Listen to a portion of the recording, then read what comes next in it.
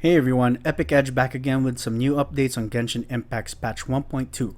The news more or less just dropped, so let's quickly go over it just in case you missed it. When the new patch arrives, we'll be getting another battle pass. It will mostly be the same as the previous ones, so if you finished these before, you should already have an idea of what to expect. Next up, we have a returning player event, Stellar Reunion. This is Mihoyo's attempt to get more people back into the game for those who have stopped logging in for whatever reason. And this is actually a very standard practice in the world of gacha games. So, what do people get if they participate, they come back?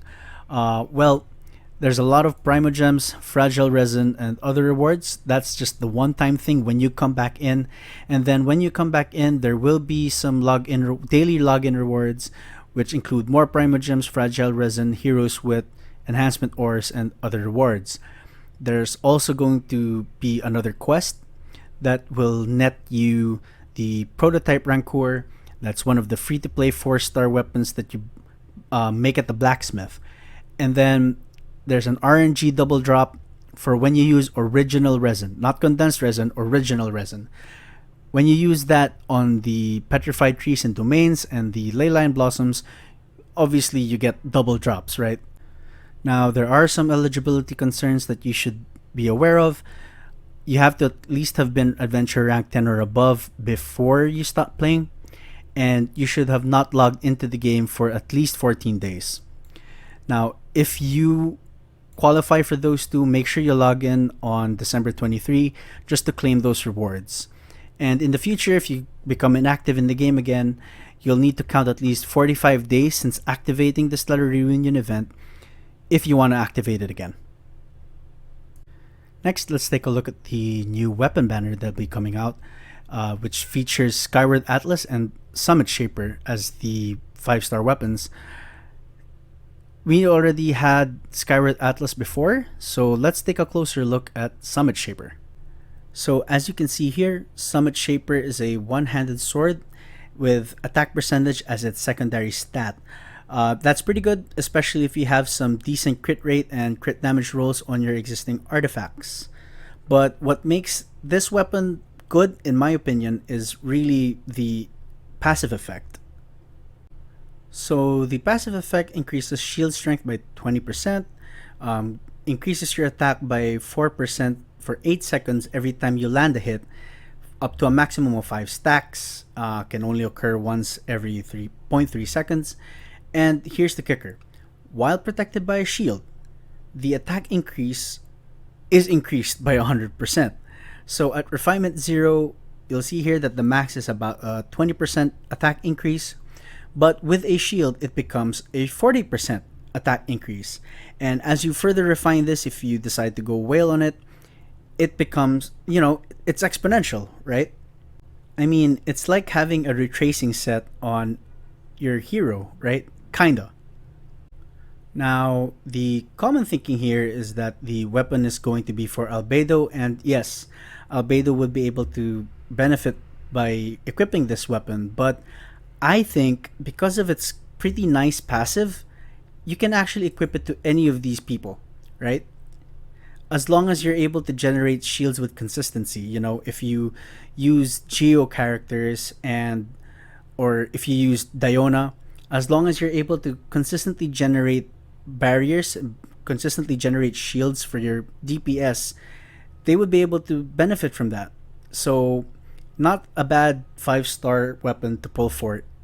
Okay, so now we know who will be officially coming with Albedo on his banner. So that's Bennett, Sucrose, and Fischl. If you watched my previous video, I got one of 3 right, so good job, I guess.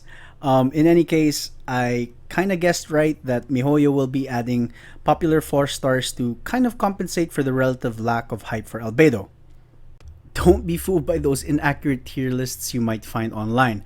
Bennett is an S tier support unit, thanks to his amazing elemental burst, which heals you and provides your units with an attack buff.